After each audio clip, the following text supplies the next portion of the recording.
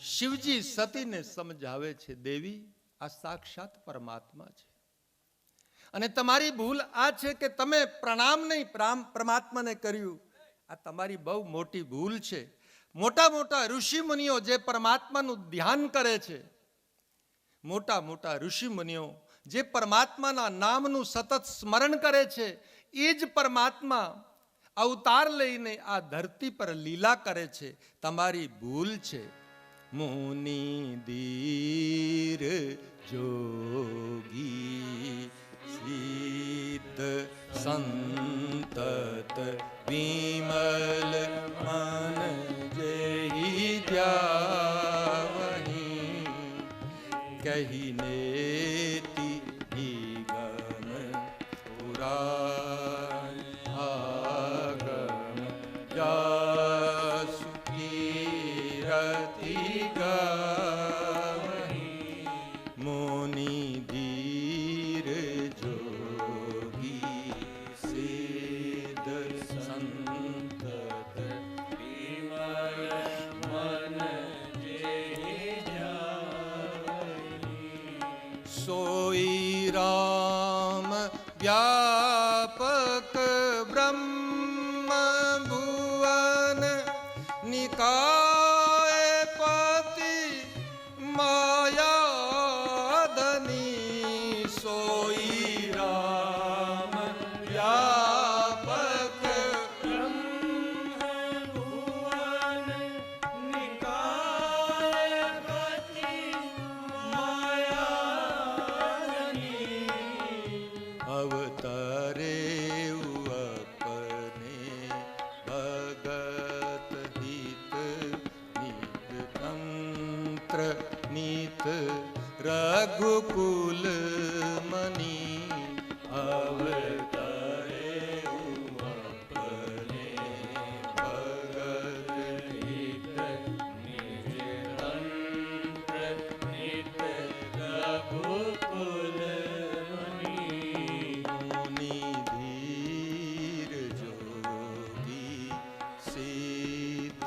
संतत विमल मन जेहि द्यावहि मुनि धीर जोगी सिद्ध संतत विमल मन जेहि द्यावहि.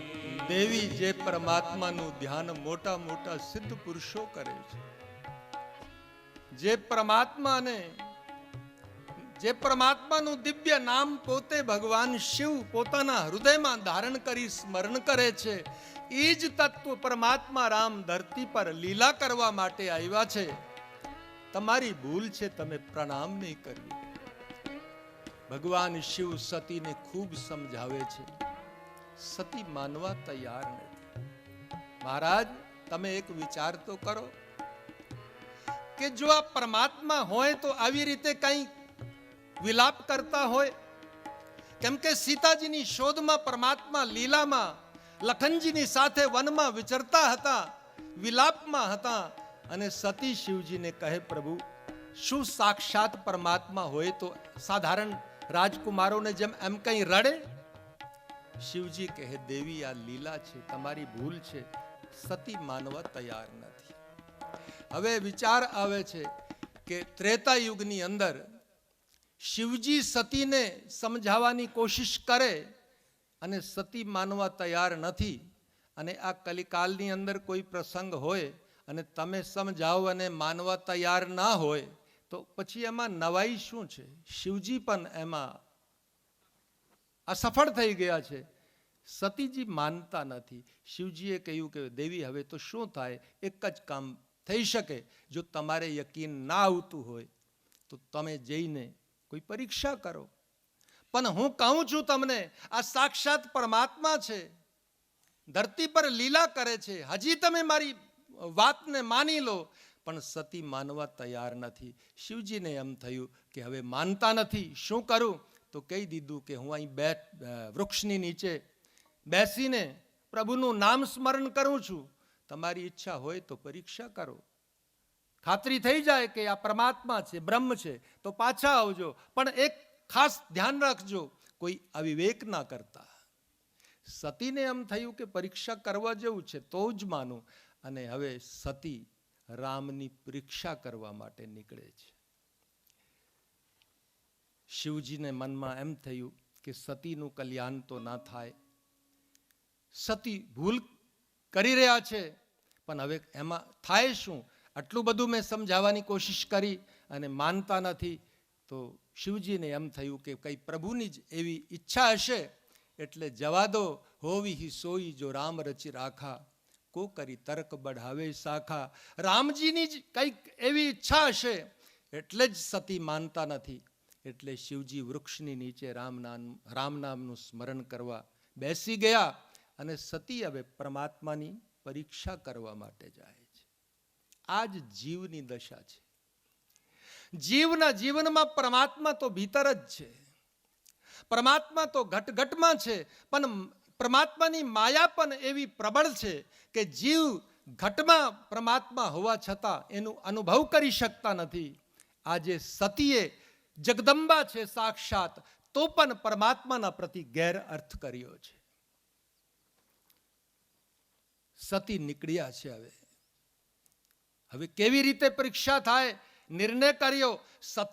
સતીને એમ થયું કે હું એક કામ કરું, આ બંને રાજકુમાર જે માર્ગથી જાય છે, હું એક કામ કરું, હું સીતાનો વેશ ધારણ કરું.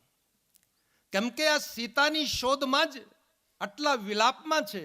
હું સીતાનો વેશ બનાવીને એમના સમક્ષ જઈશ, અને જો મને એ ના ઓળખી શકે, સીતા માની લે, તો નિર્ણય થઈ જશે કે એમાં બ્રહ્મ જેવું કાંઈ નથી, એ તો સાધારણ છે. અને જો મને મારો પરિચય એ લોકોને તરત જ થઈ ગયો અને મને ઓળખી જશે કે આ સીતા નથી, સતી છે, તો હું માની લઈશ કે ના, આ તો પરમાત્મા બ્રહ્મ છે. સતીએ સીતાજીનો વેશ લીધો અને જે માર્ગથી ભગવાન જાય છે લખનજીની સાથે, એ જ માર્ગમાં સતીનો વેશ ધારણ કરી, સીતાજીનો વેશ ધારણ કરી સતી એ માર્ગમાં ભગવાનના એકદમ થોડાક છેવટા આગળ ચાલવા માંડ્યા. હવે સીતાજીનો સુંદર વેશ, કોઈને ખબર ના પડે એવું રૂપ બનાવ્યું, એવો વેશ બનાવ્યો, પણ ચાલતા ના આવડ્યું બિચારીને. હવે એને સતીજીને વિચાર થવો જોઈતો હતો કે ભાઈ સીતાજી ક્યારે ભગવાનની આગળ ચાલે, એ તો ભગવાનના પાછળ જ ચાલતા હોય, તો નકલી સીતા છે ને, એટલે ભગવાનને આગળ ચાલવા માંડ્યા. અને એકદમ લખનજીની દૃષ્ટિ ગઈ પ્રથમ, પણ લખનજી બોલ્યા નહીં. લખનજીને એમ થયું કે ભગવાનની લીલા ચાલુ છે, કદાચ ભગવાનની લીલામાં આ પણ એક એવો કંઈક પ્રસંગ હશે, એટલે હું વચ્ચે બોલું એ ઠીક નહીં. એટલે લખનજી બોલ્યા નહીં. અને જ્યારે રામજીની દૃષ્ટિ સતી પર પડી, રામજીને એમ થયું કે હો, રામ તો અંતર્યામી છે, પરમાત્મા છે. રામને એમ થયું કે અહીં તો આજે હવે મારી પરીક્ષા થશે, આજે હું પરીક્ષાર્થી થઈ ગયો અને ગુરુજનો પરીક્ષા કરશે. સતી તો ગુરુ થઈને પરીક્ષા માટે આવ્યા છે. રામજી દૂરથી સતીને ઓળખી ગયા કે આ જગદંબા સતી છે, પણ પરીક્ષા કરવા આવો વેશ ધારણ કર્યો છે. ભગવાન ધીમે ધીમે હવે પોતાની ગતિ વધારે છે અને સતીના સમક્ષ જઈને પરમાત્મા રામે શું કર્યું? બંને હાથ જોડીને અને સતીના સમક્ષ વંદન કર્યું. હવે સતીને વિચાર કરવો જોઈતો હતો કે જો સીતાજી મને માનતા પરમાત્મા, તો મને વંદન થોડા કરત પરમાત્મા. પરમાત્માએ વંદન કર્યું એટલે સતીને સંકેત આપી દીધો કે હું સમજી ગયો છું, તમે જગદંબા છો. હજી બી સતી ઉબા જ છે. આ જીવની દશા છે. પરમાત્માએ વંદન કર્યું છતાં પણ સતી એમને એમ ઉભા થઈ ગયા. હવે પરમાત્માએ લીલા કરી અને સતીજીને એક જ વાત પૂછી કે જગદંબા, તમે એકલા કેમ ફરો છો? મારા ઈષ્ટદેવ શિવ ક્યાં છે? અને જ્યારે શિવનું નામ લીધું, સતીને પરમાત્મા જ્યારે ઓળખી ગયા, સતીને ખબર પડી કે મારી ભૂલ થઈ ગઈ, આ તો પરમાત્મા છે, આ તો બ્રહ્મ છે. એકદમ પાછા પગે સતી એકદમ દોડ્યા અને પરમાત્માએ થોડીક હજી લીલા કરી. સતી જે માર્ગે જાય છે, પરમાત્માએ કંઈક એવી લીલા કરી કે સામે જો દૃષ્ટિ કરે છે સતી, તો સીતારામ લખન ત્રણેયના દર્શન થાય છે. પાછળ વળીને જોયું તો શું દેખાય છે? સીતારામ લખન ત્રણેય પાછળ દેખાય છે. આ ડાબી બાજુ જુએ છે તો પરમાત્મા દેખાય છે, જમણી બાજુ દૃષ્ટિ નાખે છે તો પરમાત્મા દેખાય છે. ચારે બાજુ સીતારામ લખન જ્યારે સતીને દેખાના, સતી એકદમ ભયભીત થઈ ગયા અને આંખો બંધ કરીને કુછ ક્ષણ માટે તો સતી એકદમ નીચે બેસી ગયા ધરતી પર. વિચાર કરવા લાગ્યા, મારી બહુ ભૂલ થઈ ગઈ, મેં બહુ પાપ કર્યો, હવે હું શિવને જઈને શું મોઢું બતાવીશ? મારા પ્રભુએ મને સમજાવ્યું હતું કે આ સાક્ષાત પરમાત્મા છે, સાક્ષાત બ્રહ્મ છે, પણ મારી ભૂલ છે, મેં પરમાત્માનો ગેરઅર્થ કર્યો. હવે સતી ભયભીત થઈને એકદમ નીચે બેસી ગયા. પરમાત્માને એમ થયું કે મારી લીલાને થોડીક વિશેષ રાખીશ એમ જ કંઈક, તો મારી માયાના કારણે સતી વધારે ભયભીત થઈ જશે. એટલે પરમાત્માએ પોતાની માયા એકદમ જ્યારે પાછી ખેંચી લીધી અને સતીએ જ્યારે પોતાના નેત્ર ખોલ્યા તો સતીજીને કંઈ નહીં દેખાયું, ન સીતારામ લખન દેખાય છે, કંઈ નથી. હવે સતી ધીમે ધીમે શિવજીના પ્રતિ જાય છે. શિવજી તો જાણે છે, અંતર્યામી છે કે શું ઘટના ઘટી હશે. અને શિવજીની પાસે જ્યારે પાછા આવ્યા અને શિવજીને વંદન કરવા લાગ્યા, શિવજીએ પૂછ્યું, દેવી સત્ય તું મને કહેજે, કેવી રીતે પરીક્ષા કરી?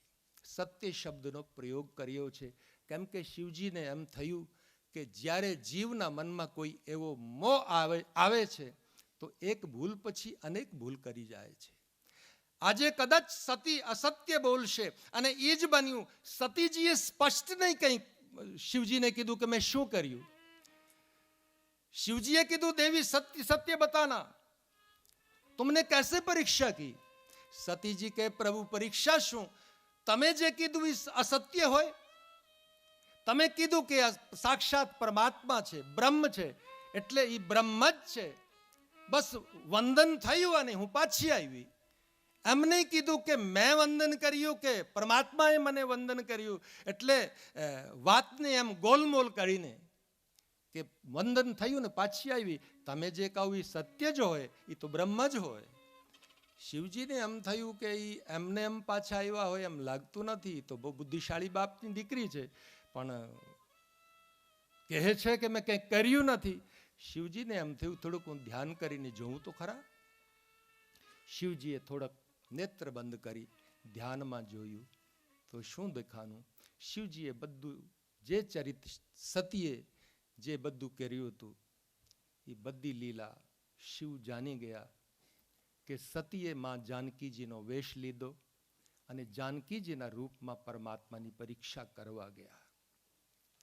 હવે શિવજીને એમ થયું કે મારા માટે આ બહુ મોટો ધર્મ સંકટ આવી ગયો કે મારી માં જાનકી, મારા ઈષ્ટદેવ રામ જે છે, મારી માં જાનકી છે અને સતીએ જાનકીજીનું રૂપ લીધું. હવે હું સતીની સાથે ગ્રસ્ત ધર્મ કેવી રીતે નિભાવીશ? કેમ કે મારી માનું રૂપ લીધું એને. હવે શિવજી બહુ ચિંતિત છે, બહુ દુઃખિત છે. શિવજી મનમાં વિચાર કરે છે, હવે શું કરું? હવે સતીની સાથે ગ્રસ્ત ધર્મ હું કેવી રીતે નિભાવું? એકદમ શિવજી વિચાર કરતા કરતા છેલ્લે મનમાં નિર્ણય કરી લીધો કે હવે આજથી સતીની સાથે રહીશ, સતીની સાથે જીવન ચાલશે, પણ સતીની સાથે કોઈ પત્ની જેવો મારો સંબંધ નહીં રહે. કેમ કે સતીએ સીતા મારી માં જાનકીનું રૂપ લીધું, એટલે આજથી જેમ માની સાથે વ્યવહાર કરવામાં આવે છે એવો જ મારો વ્યવહાર સતીની સાથે રહેશે. હું પત્ની ધર્મ નહીં નિભાવીશ. આવી પ્રતિજ્ઞા કરી અને એકદમ આકાશથી આકાશવાણી થાય છે. આકાશવાણીમાં ધન્ય છો પ્રભુ. શિવજીને આકાશવાણીમાં ઉપરથી આકાશવાણીમાં કહેવામાં આવ્યું કે આવો દિવ્ય સંકલ્પ તમારા સિવાય પ્રભુ બીજું કોણ લઈ શકે? એવી આકાશવાણી થઈ છે. સતીએ પણ આકાશવાણી સાંભળી. સતી શિવજીને પૂછવા લાગ્યા, પ્રભુ તમે આવું આવો કયો સંકલ્પ કર્યો જો આ આકાશવાણી થાય છે? શિવજીને એમ થયું કે જો એને હું મારો નિર્ણય કહીશ કે મેં મનથી હવે તમારો ત્યાગ કરી દીધો છે તો સતીને બહુ દુઃખ લાગશે, એટલે થોડીક વાતને ફેરવી દીધી. દેવી જવા દો, આ તો આકાશવાણીની વાતો છે, તમારે એમાં શું લેવા દેવા, ચાલો આપણે નીકળીએ.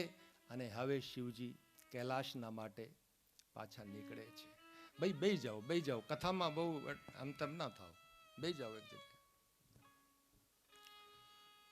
શિવજીએ હવે સતીનો મનથી ત્યાગ કર્યો અને શિવજી હવે કૈલાશના માટે પાછા નીકળે છે.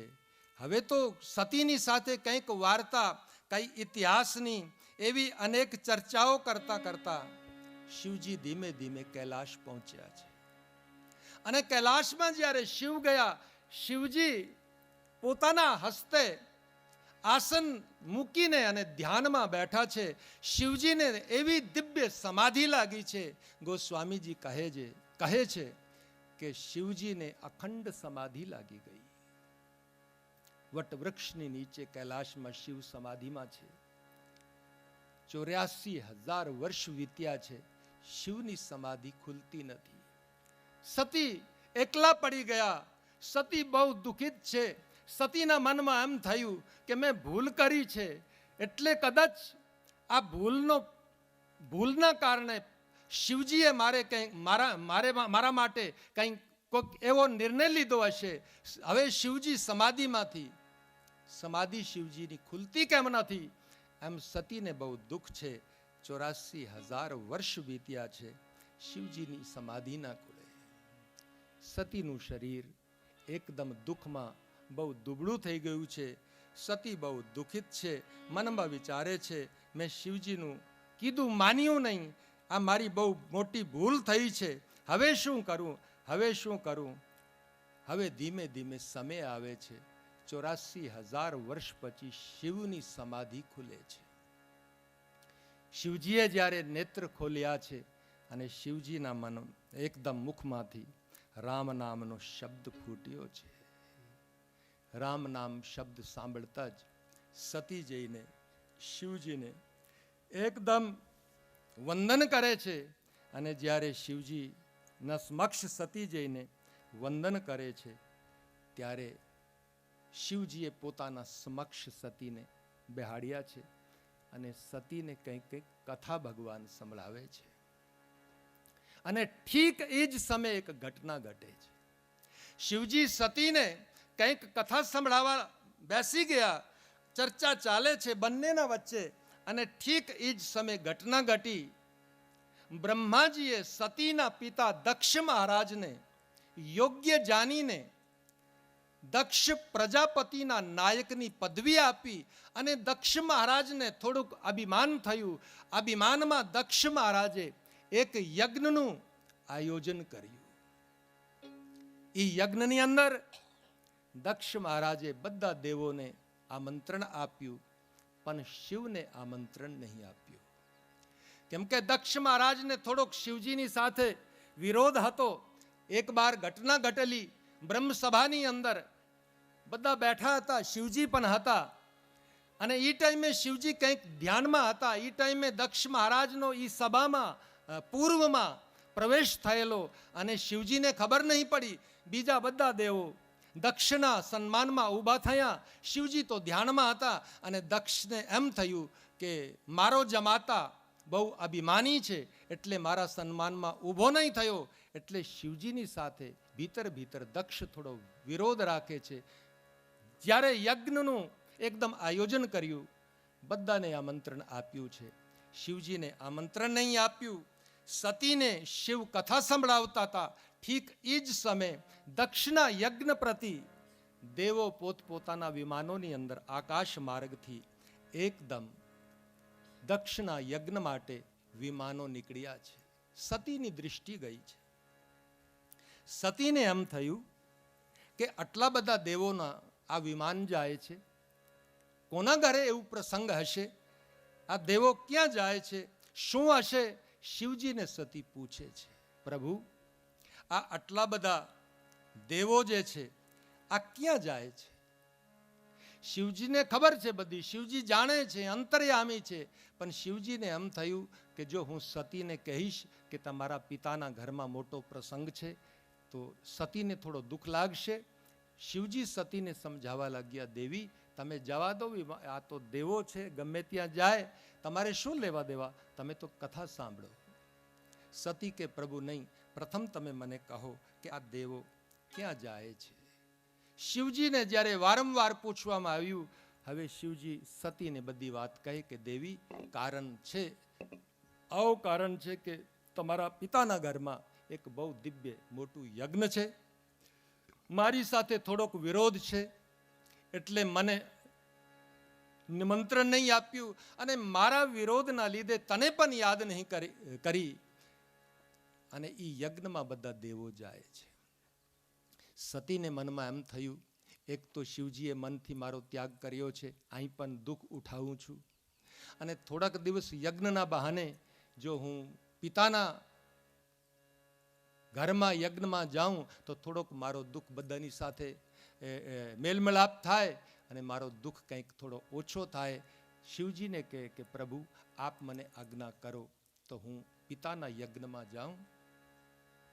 શિવજીએ કીધું, દેવી એમ તો 4 ઠેકાને કોઈ પણ વ્યક્તિ આમંત્રણ વિના પણ જઈ શકે, પોતાના સ્વામીના ઘરે અથવા તો કોઈ સદકાર્ય સત્સંગમાં અથવા તો મિત્રના ઘરમાં અથવા તો સદગુરુના ચરણમાં ગમે ત્યારે દર્શન કરવા જીવ જઈ શકે, અધિકાર છે.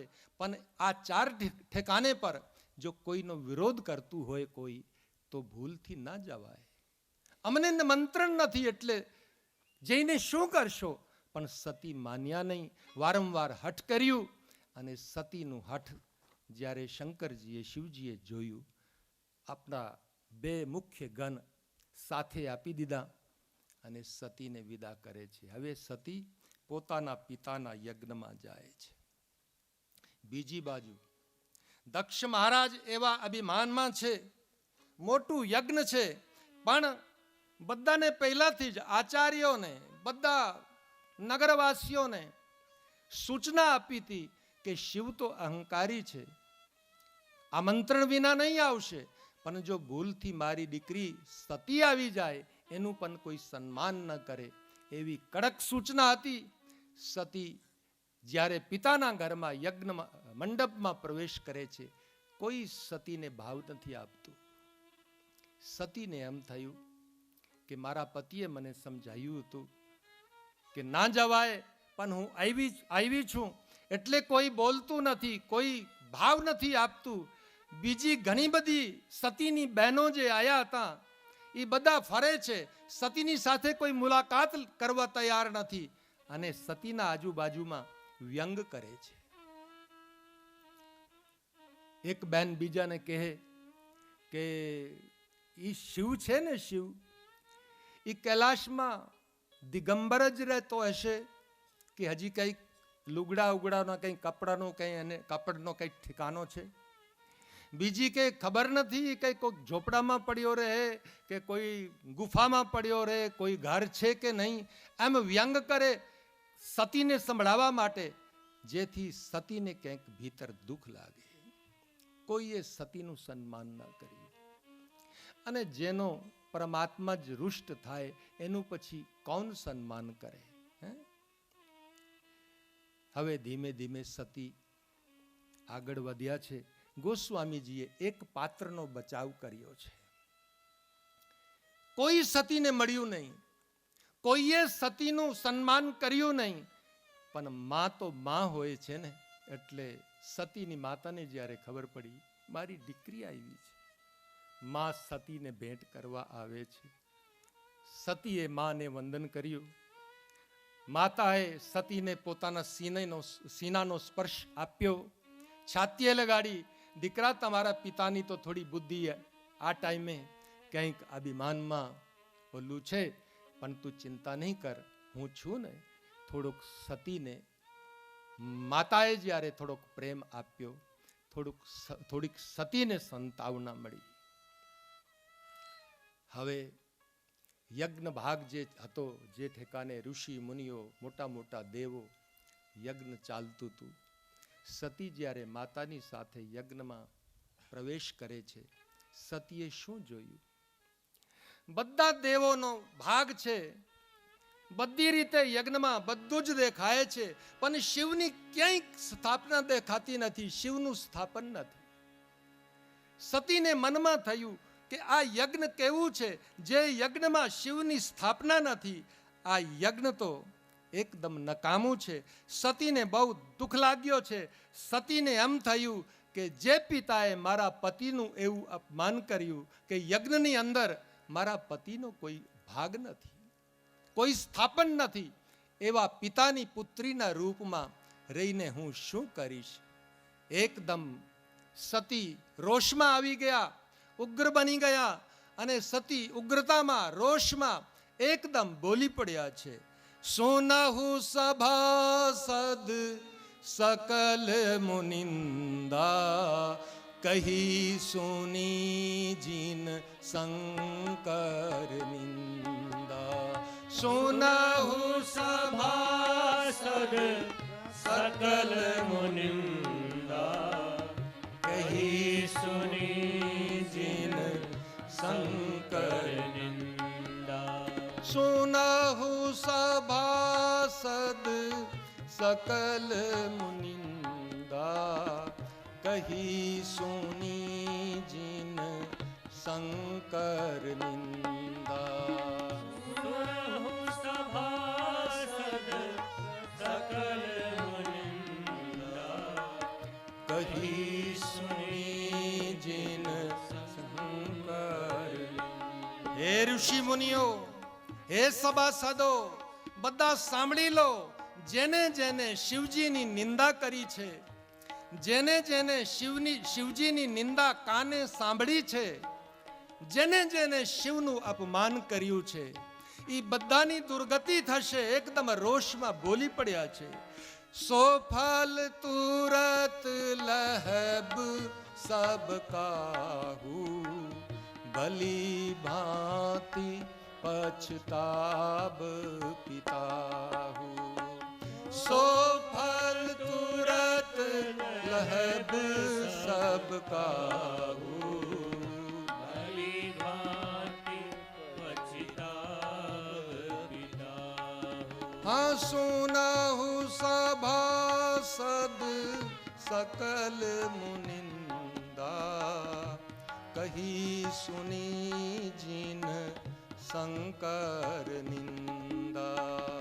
सुनहु सभासद सकल मुनिंदा, कही सुनी जिन शंकर. જેને જેને શિવજીની નિંદા કરી છે, શિવજીની નિંદા સાંભળી છે, જે ઋષિ મુનિઓએ પણ શિવજીનું સ્થાપન નહીં કર્યું અને શિવજીનું અપમાન કર્યું છે, જાઓ હું બધાને શ્રાપ આપું છું, બધાની દુર્ગતિ થશે. એકદમ સતી રોષમાં શ્રાપ આપી દે છે. અને છેલ્લે સતીને એમ થયું, જે પિતાએ મારા પતિ દેવનું એટલું અપમાન કર્યું, એવા પિતાની પુત્રીના રૂપમાં આ દેહ, આ મારું શરીર રહે, આ તો યોગ્ય નથી. એટલે હવે મારે આ શરીર નથી રાખવાનો. અને સતી એકદમ અગ્નિમાં પ્રવેશ કરવા માટે એકદમ સતી તૈયાર થઈ જાય છે. અસ કહી યોગ અગ્નિ તનુ જારા, ભયવુ સકલ મખ હાહાકારા. અસ કહી યોગ અગ્નિ તનુ જારા, ભયવુ સકલ મખ હાહાકારા. અસ કહી યોગ અગ્નિ તનુ જારા, ભયવુ સકલ મખ હાહાકારા. અસ કહી जोग अग्नि तनु जारा, भयहु सकल मख એકદમ રોષમાં આવીને યોગ અગ્નિ પ્રગટ કરી છે. સતીએ નિર્ણય કર્યો આવા પિતાની પુત્રીના રૂપમાં હવે દેહ નથી રાખવાની. અને સતી યોગ અગ્નિ પ્રગટ કરીને જ્યારે અગ્નિમાં પ્રવેશ કરે છે, સતી શિવજીના ચરણોને પોતાના હૃદયમાં ધારણ કરી કે જન્મ જન્મ મને શિવજીના ચરણ પ્રાપ્ત થાય એવી ભાવના કરીને છેલ્લે અગ્નિમાં પ્રવેશ કરે છે. યોગ અગ્નિમાં શરીર બાળી નાખે છે. અને જ્યારે સતી યોગ અગ્નિમાં પ્રવેશ કરી ગયા અને ધીમે ધીમે આ સમાચાર તરત જ ભગવાન શિવને મળ્યા કે સતી યોગ અગ્નિમાં પ્રવેશ કરી ચૂક્યા, કે હે શિવજીએ વીરભદ્રને મોકલ્યા છે. વીરભદ્ર કુપિત થઈને કોપ કરીને આવ્યા છે. સકલ જે યજ્ઞ હતું એનો વિધ્વંસ કરી દીધો છે. યજ્ઞ વિધ્વંસ કરી દીધો. દક્ષની દુર્ગતિ થઈ. એકદમ થોડું કંઈક જે બચવા લાયક રહ્યું એ બચ્યું. દક્ષનું યજ્ઞ એકદમ સમાપ્ત થઈ ગયું છે. હવે અહીં પ્રશ્ન થાય છે કે ભગવાન શિવ પરમાત્મા છે, ત્રિલોકી નાથ છે. શું પરમાત્મા કોઈના યજ્ઞને એવી રીતે વિધ્વંસ કરે? શિવજીએ વીરભદ્રને મોકલી યજ્ઞનો વિધ્વંસ કરાયો. પરમાત્મા તો આવું ના કરે. પરમાત્મા કોઈના યજ્ઞને એમ વિધ્વંસ કરાય પરમાત્માથી? પણ આજે શિવજી યજ્ઞનો વિધ્વંસ કરાવી સમાજને એક સૂચના આપે છે કે જે સદકાર્યની પાછળ હેતુ યોગ્ય નથી હોતો, જે ધર્મ કાર્યની પાછળ અધર્મ હોય છે, જે ધર્મ કાર્યના પડદાના પાછળ અધર્મ કાર્યો ચાલે છે, એવા ધર્મના પડદાને જ પ્રથમ એક બાજુ કરી દેવું જોઈએ. એટલે યજ્ઞનો આજે વિધ્વંસ કરાયો છે. કેમ કે દક્ષ યજ્ઞ તો કરે છે, પણ યજ્ઞની પાછળ કલ્યાણની ભાવના નથી. યજ્ઞનો અર્થ છે, યજ્ઞ એટલે કે કલ્યાણ. જે સદકાર્યમાં કલ્યાણની ભાવના ના હોય, જે સદકાર્યમાં ધર્મની સત્યની ભાવના ના હોય, જે સદકાર્યમાં જગત હિતની ભાવના ના હોય, જે સદકાર્યમાં સમાજના કલ્યાણની ભાવના ના હોય, એવું સદકાર્ય નકામું છે, કોઈ કામનું નથી. યજ્ઞ કલ્યાણ માટે થાય છે. યજ્ઞો કરવા જોઈએ, પણ કલ્યાણની ભાવનાથી, કોઈની સાથે વિરોધની ભાવનાથી. દક્ષ યજ્ઞ કરે છે, પણ ભાવના છે શિવજીની સાથે વિરોધ છે, એટલે શિવજીનું અપમાન થાય.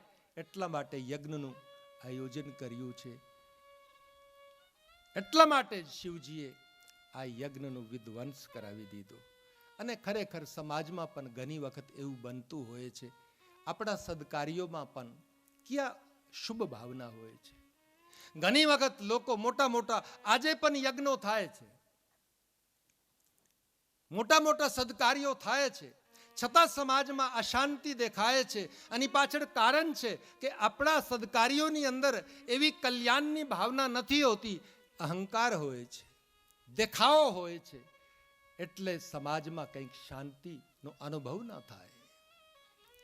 અમારી દિશા કંઈક બીજી જ હોય. સદકાર્ય અમે દેખાવા માટે ઘણી વખત કરીએ છીએ, પણ આપણી ભીતરની ભાવના જો પવિત્ર ના હોય તો સદકાર્ય ફલિત નથી થતા. એટલા માટે એક કવિએ બહુ સુંદર કહ્યું છે, બહુ સુંદર શબ્દો મૂક્યા છે કે આજે સંસારની અંદર, આ કલિકાલની અંદર સદકાર્યો ભલે ઉપરથી થાય છે, પણ જેમ પથ્થર સળગતા હોય અગ્નિમાં, આવી સમાજની દશા છે. પથ્થર સુલગ રહે થે, પથ્થર સુલગ રહે થે, કોઈ નક્ષ સા ન થા, પથ્થર સુલગ રહે થે, પથ્થર સુલગ રહે થે, કોઈ નક્ષ સા ન થા,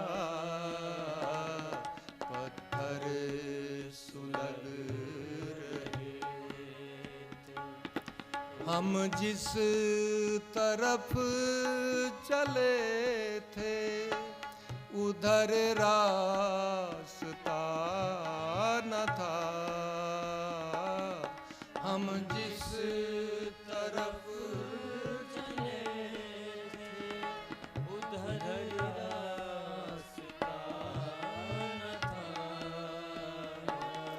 हम जिस तरफ चले थे उधर रास्ता न था। हम जिस तरफ चले उधर रास्ता न था। पत्थर सुलग रहे थे कोई नक्श सा न था। पत्थर सुलग रहे थे कोई नक्श सा न था। पत्थर सुलग रहे थे परछाइयों के शहर की तन्हाइयाँ न थीं। परछाइयों के शहर की तन्हाइयाँ न थीं। परछाइयों के शहर की तन्हाइयाँ न थीं। परछाइयों के शहर की तन्हाइयाँ न थीं। अपने शरीर के गम कोई अपने शरीर के गम कोई अपने सिवा न था। अपने शरीर के गम कोई अपने सिवा न था। हम जिस तरफ चले थे उधर रास्ता न था। हम जिस तरफ चले थे उधर रास्ता न था। पत्थर सुलग रहे थे कोई नक्श सा न था। पत्थर सुलग रहे थे कोई नक्श सा न था। पत्थर सुलग रहे थे पत्थर सुलग रहे थे। તો કહેવાનો અર્થ જે સદકાર્યમાં કલ્યાણની ભાવના ના હોય એ સદકાર્ય નકામું। बोलिए सदगुरु भगवान की जय। श्री रामचंद्र भगवान की जय। हरे रामा रामा राम सीता राम राम राम। हरे राम राम राम सीता राम राम राम। हरे रामा रामा राम सीता राम राम राम। हरे राम राम राम सीता राम राम राम। हरे रामा राम राम सीता राम राम राम।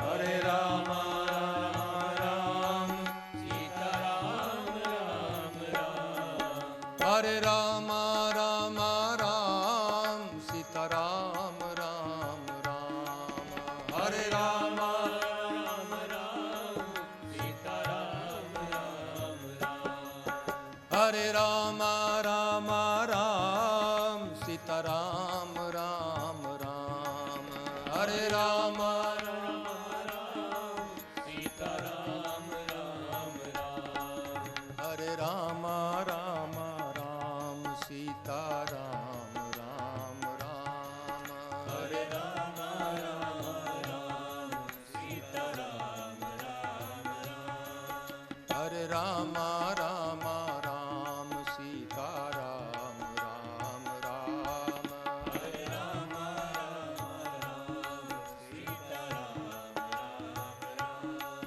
હરે રામ રામ રામ સીતારામ રામ રામ હરે રામ રામ સીતારામ રામ રામ હરે રામ રામ રામ સીતારામ રામ રામ હરે રામ રામ સીતારામ રામ રામ હરે રામ રામ રામ સીતારામ રામ રામ હરે રામ રામ રામ સીતારામ રામ રામ હરે રામ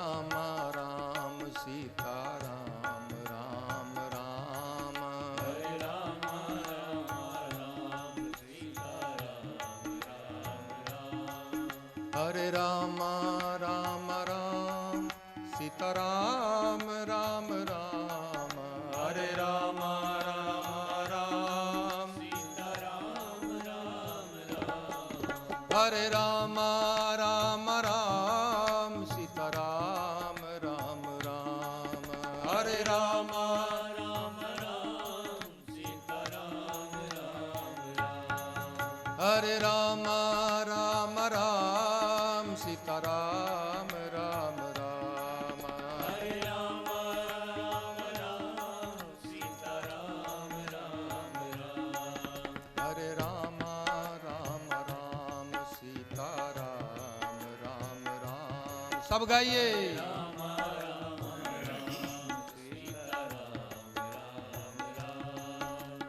રામ રામ રામ સીતારામ રામ રામ હરે રામ રામ રામ સીતારામ રામ રામ હરે રામ રામ રામ સીતારામ રામ રામ હરે રામ રામ રામ સીતારામ રામ રામ હરે રામ રામ રામ સીતારામ રામ રામ હરે રામ રામ રામ સીતારામ રામ રામ હરે રામ રામ રામ સીતારામ રામ રામ હરે રામ રામ રામ સીતારામ રામ રામ હરે રામ રામ રામ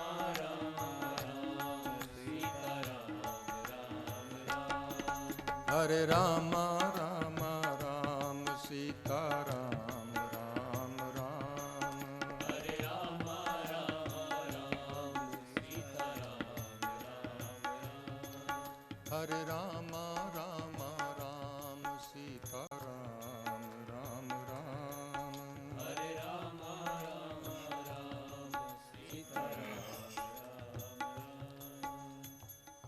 તો દક્ષનું યજ્ઞ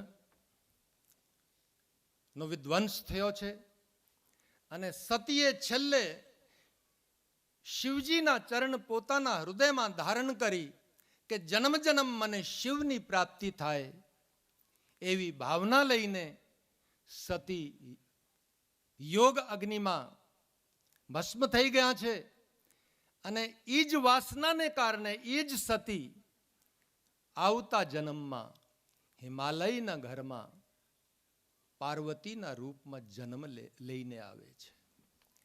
કેમ કે જીવ છેલ્લી ઘડીએ છેલ્લી અવસ્થામાં જેવી વાસના લઈને શરીરનો ત્યાગ કરે છે એવી જ વાસનાના અનુરૂપ એને બીજો જન્મ પ્રાપ્ત થાય છે. ગીતાનો સિદ્ધાંત છે, ભગવાન કહે છે યમ યમ વાપી સ્મરણ ભાવમ ત્યજતી અંતે કલેવરમ તમ તમેવેતિ કૌંતેયા સદા તદભાવ ભાવિતા. અંતિમ અવસ્થામાં જીવ જેવો ભાવ લઈને, જેવી વાસના લઈને દેહનો ત્યાગ કરે છે, એ વાસનાના અનુરૂપ જીવને બીજા જન્મની પ્રાપ્તિ થાય છે. સતીએ છેલ્લી અવસ્થામાં શિવજીના ચરણ પોતાના હૃદયમાં ધારણ કરી જન્મ જન્મ શિવની જ પ્રાપ્તિ થાય એવી ભાવનાથી દેહનો ત્યાગ કર્યો છે. એ જ વાસનાના લીધે સતી બીજા જન્મમાં હિમાલયના ઘરમાં પાર્વતીના રૂપમાં જન્મ લે છે. વૃદ્ધ અવસ્થામાં હિમાચલના ઘરમાં પુત્રીનું જન્મ થયું છે. હિમાચલને બહુ આનંદ થયો છે. અને હવે એ જે પાર્વતીજી છે, જે બીજું જન્મ લઈને આવ્યા છે, હવે એ સતી નથી, હવે તો હિમાલયની પુત્રી પાર્વતી છે. અર્થાત હવે દક્ષની પુત્રી નથી. દક્ષની પુત્રીમાં તો અભિમાન હતું, હવે એ અભિમાની બુદ્ધિ નથી. પાર્વતી શ્રદ્ધાના પ્રતીક છે. હવે તો પાર્વતી શ્રદ્ધા સ્વરૂપમાં પ્રગટ થયા છે. અને જ્યારે શ્રદ્ધા સ્વરૂપી પાર્વતીજી હિમાલયના ઘરમાં આવ્યા, હિમાલયની રિદ્ધિ સિદ્ધિ વધી છે. મોટા મોટા ઋષિ મુનિઓ હિમાલયમાં આવીને વાસ કરવાની ઈચ્છાથી વાસ કરવા લાગે છે. હિમાલય બધા ઋષિ મુનિઓને બહુ સન્માન આપે છે. ધીમે ધીમે દિવસો જાય છે. હવે પુત્રી થોડીક મોટી થવા લાગી અને એક દિવસ દેવઋષિ નારદજીનું આગમન હિમાલયના ઘરમાં થાય છે. દેવઋષિ નારદજી આવ્યા છે. હિમાલયને બહુ આનંદ થયો. દોડ્યા છે, મુનિના ચરણોમાં જઈને વંદન કર્યું. આદરથી નારદજીને ભવનમાં પ્રવેશ આપ્યો છે. સુંદર આસન આપ્યું, સિંહાસન પર બેસાડી નારદજીના ચરણોની પૂજા કરી છે. હિમાચલને બહુ આનંદ થયો છે. પોતાની પુત્રીને લઈને નારદજીના ચરણોમાં આવ્યા છે. નારદજીને પ્રાર્થના કરે છે, પ્રભુ આપના કૃપાથી વૃદ્ધ અવસ્થામાં મારા ઘરમાં પુત્રીનો જન્મ થયો છે. આપ ત્રિકાલદર્શી છો. પ્રભુ તમે કંઈક એવી કૃપા કરો, મારી પુત્રીનું ભવિષ્ય કેવું રહેશે, એટલે મારી પુત્રીના ભવિષ્યના માટે કંઈક ભવિષ્યવાણી કરો, કેમ કે તમે ત્રિકાલદર્શી છો. નારદજીને જ્યારે હિમાચલે બહુ પ્રાર્થના કરી, નારદજી પાર્વતીજીની હસ્તરેખા જોઈને હવે ભવિષ્યવાણી કરે છે. ત્રિકાલદર્શી ઋષિ છે. નારદજીએ હિમાચલની બાજુ એક જ દૃષ્ટિ કરીને કીધું, હિમાચલ તમારા બહુ મોટા પુણ્ય છે જો તમારા ઘરમાં આવી પુત્રીનો જન્મ થયો છે. હિમાચલ તમારા ભાગ્યનું શું વખાણ કરું. તમારું ભાગ્ય એટલું અદ્ભુત અને પ્રબળ છે. તમારા ઘરમાં જે પુત્રી આવી છે એ પુત્રી સાધારણ નથી. એ પુત્રીનું ભવિષ્ય હું તમને શું કહું. આ સાધારણ કન્યા નથી.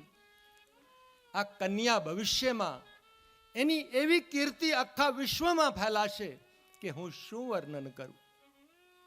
અંબિકા ભવાની આદિ એના અનેક નામ થશે.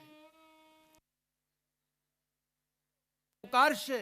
મોટા મોટા ઋષિ મુનિઓ પણ એનું નામ લઈને પોતાને ધન્ય અનુભવ કરશે. અને ભવિષ્યમાં મંદિરોની અંદર પૂજા થશે. આ મહાન પતિવ્રતા બનશે.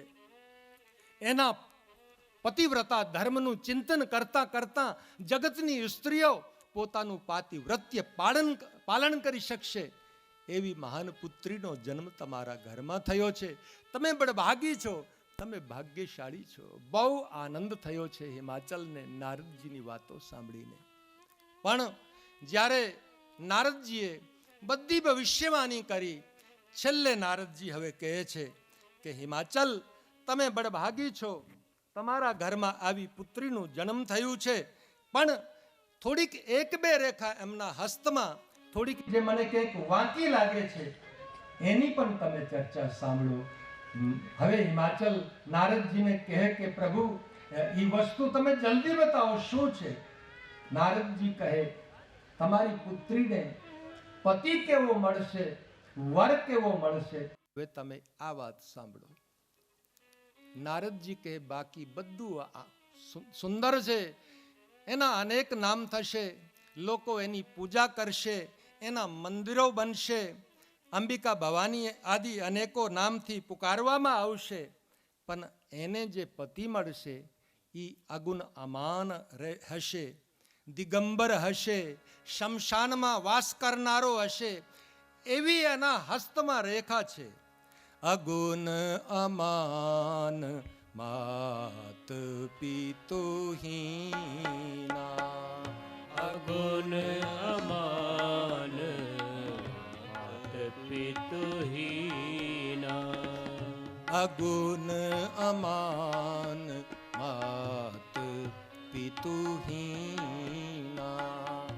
અગુણ અમાન પિતુહીના.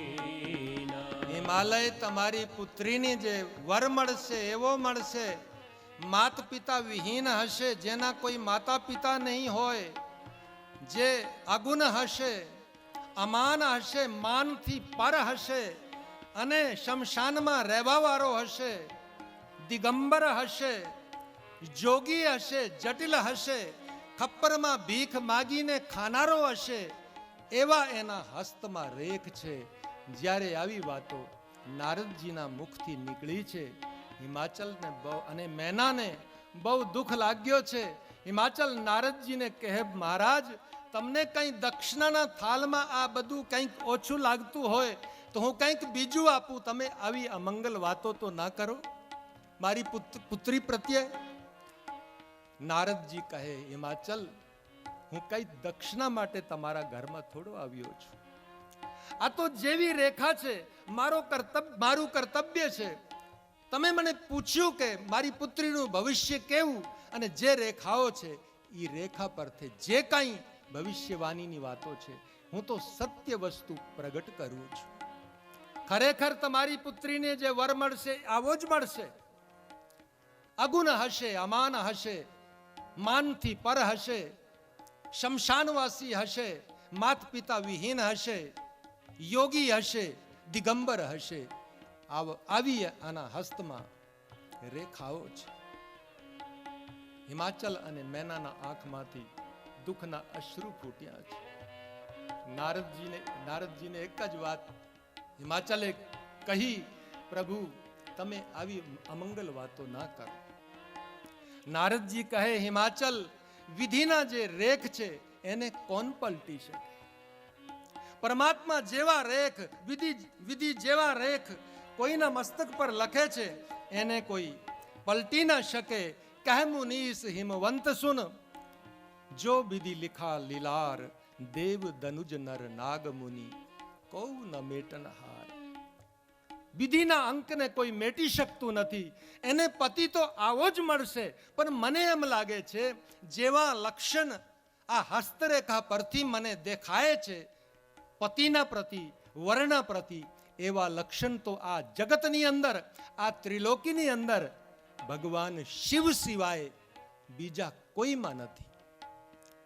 અને કદાચ તમારી પુત્રીને શિવજી જો પતિના રૂપમાં મળે તો તમારી પુત્રીનું જીવન તો ધન્ય બની જશે. મને એમ લાગે છે આ સંસારમાં તમારી પુત્રીના માટે બીજો કોઈ વર નથી. શિવ ની અંદર આવા જ લક્ષણો માત્ર શિવમાં છે. એટલે જો તમારી પુત્રીને પતિના રૂપમાં ભગવાન શિવ પ્રાપ્ત થાય તો તમે ધન્ય બની જશો. પણ એના માટે એક કામ કરવું પડે. શું પ્રભુ? તમારી પુત્રી જો શિવની પ્રાપ્તિ માટે વનમાં જઈને તપ કરે અને પરમાત્મા પ્રસન્ન થાય અને એની પર કૃપા થાય તો તમારી પુત્રીને શિવ પતિના રૂપમાં પ્રાપ્ત થઈ શકે. આવી સૂચના આપી દેવ ઋષિ નારદજી હવે વિદા લે છે કે તમે તમારી પુત્રીને વનમાં મોકલી, જો તમારી પુત્રી શિવ પ્રાપ્તિ માટે તપ કરે અને પરમાત્માની કૃપા વરસે, એનું તપ સફળ થાય તો એને શિવપતિના રૂપમાં મળશે અને તમારી પુત્રી અને તમારું જીવન ધન્ય બની જશે એવી સૂચના આપીને અને દેવ ઋષિ નારદજી હવે વિદા લે છે. દેવ ઋષિ નારદ જ્યારે નીકળી ગયા, હવે હિમાચલ અને મેનાના મનમાં બહુ દુઃખ છે. વિચાર કરે છે, ઉત્તર અવસ્થામાં પુત્રીનું જન્મ થયું હતું, પણ આ વિધિની કેવી વિડંબના છે કે આવી પુષ્પ જેવી જેની કાયા છે, આવી પુત્રીને અમે વનમાં કેવી રીતે તપના માટે મોકલીશું, શું કરીશું? બહુ દુઃખ થયો છે. પણ વિચાર કરે છે કે દેવઋષિ નારદના વચન પણ મિથ્યા ન હોય, એટલે પુત્રીના કલ્યાણ માટે આપણે કંઈક કરવું તો પડશે. પણ પુત્રીને કેવી રીતે કહેવું કે બેટા તું વનમાં જા? પુત્રી થોડીક મોટી થઈ છે અને એક દિવસ ઘટના બની છે. હિમાલય અને મેના પુત્રીને કહેવામાં સમર્થ નથી કે તું વનમાં જઈને તપ કરે. તે ટાઈમે આગળથી પુત્રી એક દિવસ જ્યારે પ્રભાતમાં જ્યારે પાર્વતીજી બ્રહ્મ મુહૂર્તમાં જાગ્યા છે, સ્નાન કર્યો અને માત પિતાને વંદન કરવા માટે પાર્વતીજી જ્યારે મેનાના એકદમ ભવનમાં આવ્યા અને માને વંદન કર્યું, મેનાજીએ પાર્વતીને પોતાની ખોળીમાં લઈને પુત્રીના મસ્તક પર હાથ ફેરવે છે, પ્રેમ કરે છે. એ ટાઈમે યોગ્ય સમય જાણીને પાર્વતીજી તો સાક્ષાત જગદંબા છે, પાર્વતીજીને તો બધી ખબર જ છે. એટલે પાર્વતીજી આગળથી માતાને કહે છે કે માં, આજે મને ન એક સ્વપ્ન આવ્યું અને માં મને સ્વપ્નમાં એક ગૌર વર્ણના બ્રાહ્મણના દર્શન થયા. ભૂદેવે મને સુંદર ઉપદેશ કર્યો. માં એ ચર્ચા તમને સંભળાવું. બેટા શું છે? પાર્વતીજી કે માં, એક ભૂદેવના મને સ્વપ્નમાં દર્શન થયા અને બ્રાહ્મણે મને, ભૂદેવે એવું સૂચન કર્યું કે બેટા તું દેવઋષિ નારદજીની વાતને સાચી માનીને જો વનમાં જઈને તપ કરશે તો તને અવશ્ય શિવજી પતિના રૂપમાં મળશે. અને તપનો બહુ જ પ્રભાવ, તપના પ્રતિ બહુ જ ચર્ચા મને ભૂદેવે મારા સમક્ષ મૂકી હતી અને કીધું કે તપના પ્રભાવથી જ જગત ચાલે છે, તપમાં બહુ પ્રભાવ છે, એટલે તું તપ કરશે તો તમારી ઈચ્છા પૂર્ણ થશે, તને શિવજી પતિના રૂપમાં મળશે. એવી એકદમ ચર્ચા પાર્વતીજી મેનાના સમક્ષ રાખે છે અને તપની કંઈક મહિમા બે ચાર ચોપાઈમાં અહીં ગોસ્વામીજીએ મૂકીએ છે. તપ બલ રચવી પ્રપંચ વિધાતા, તપ બલ રચઈ. દીપચંદ તપ બલ રચઈ પ્રપંચ વિધાતા, તપ બલ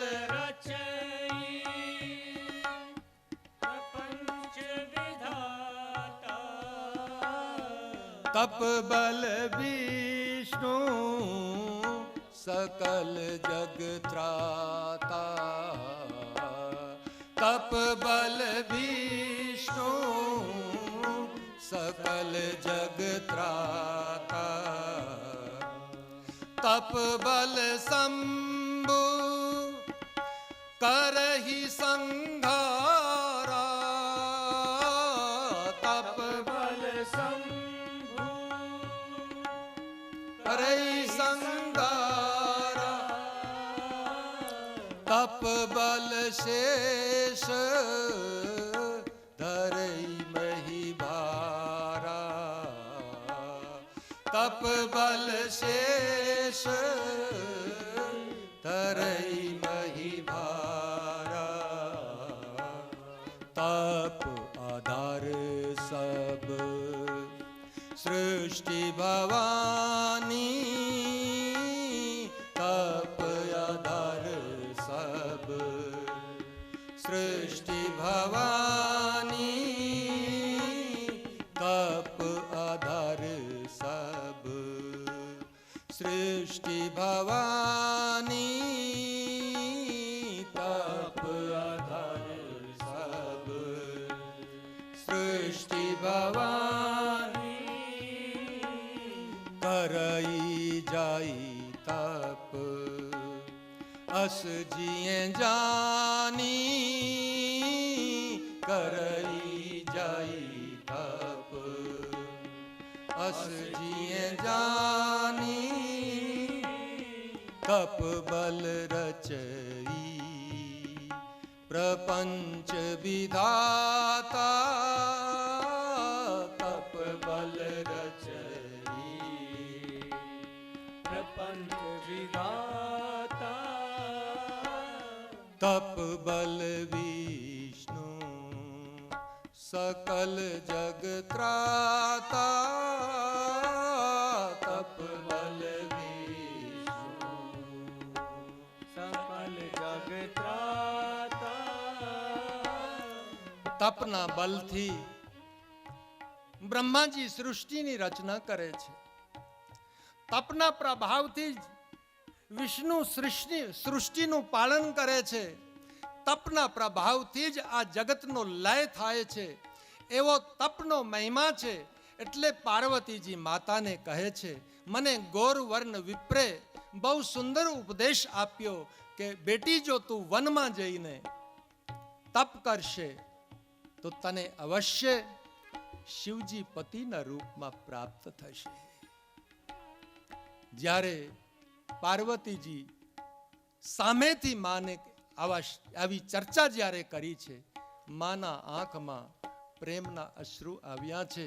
માં વિચાર કરે છે, ધન્ય બેટી, અમારા મનમાં ભાવ હતો તને વનમાં તપ કરવા મોકલીએ, પણ અમારી હિંમત નહોતી કે અમે તમને કહીએ કે તું વનમાં જઈને તપ કર.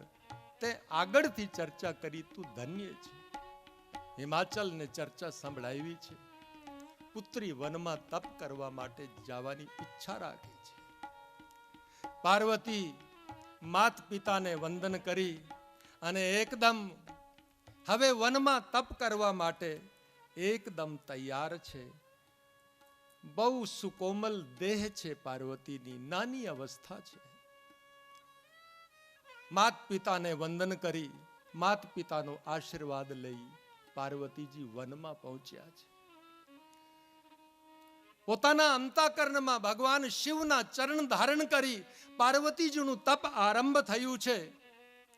અનેક વર્ષો સુધી પાર્વતીજીએ કંદમૂળ ફળનો આહાર કરી અને બહુ લાંબા સમય સુધી તપ કર્યું. ધીમે ધીમે હવે તપની અવસ્થા વધે છે. હવે કંદમૂળ ફળનો પણ ત્યાગ કરે છે. માત્ર ધરતી પર કોઈ પર્ણ, શુષ્ક પર્ણ પડ્યા મળે છે, એવા કઈ પર્ણ લઈને એનો આહાર કરે છે અને તપ કરે છે. એથી પાર્વતીજીનું એક નામ એવું પડ્યું. ધીમે ધીમે આ પર્ણનો જ્યારે ત્યાગ કર્યો અને એકદમ વાયુના આધાર પર તપ શરૂ કર્યું તો પાર્વતીનું એક નામ અપર્ણા પડી ગયું. હવે ધીમે ધીમે વાયુનો આહાર પણ ત્યાગ્યો છે. હવે તો વિચારે છે, જ્યાં સુધી પરમાત્માની કૃપા ના થાય હવે મારે કંઈ નથી લેવું, માત્ર ધ્યાન કરવું છે, માત્ર તપ કરવું છે. એકદમ ગોસ્વામીજી પાર્વતીજીની તપની દશાનું વર્ણન કરે છે. ઉરધરિયુમાં પ્રાણપતિ ચરના, ઉરધરિયુમાં પ્રાણપતિ ચરના, ઉરધરિયુમાં પ્રાણપતિ ચરના,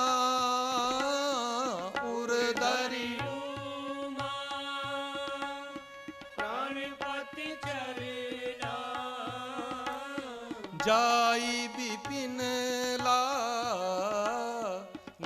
तप करना,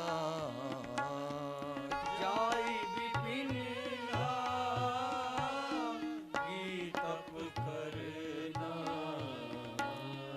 नित नव चरण उपज अनुरागा नित नव चरण उपज अनुरागा नित नव चरण नित नव चरण नित नव चरण नित नव चरण नित नव चरण उपज अनुरागा नित नव चरण उपज अनुरागा बिसरी देह तपहि मन लागा बिसरी देह तपहि मन लागा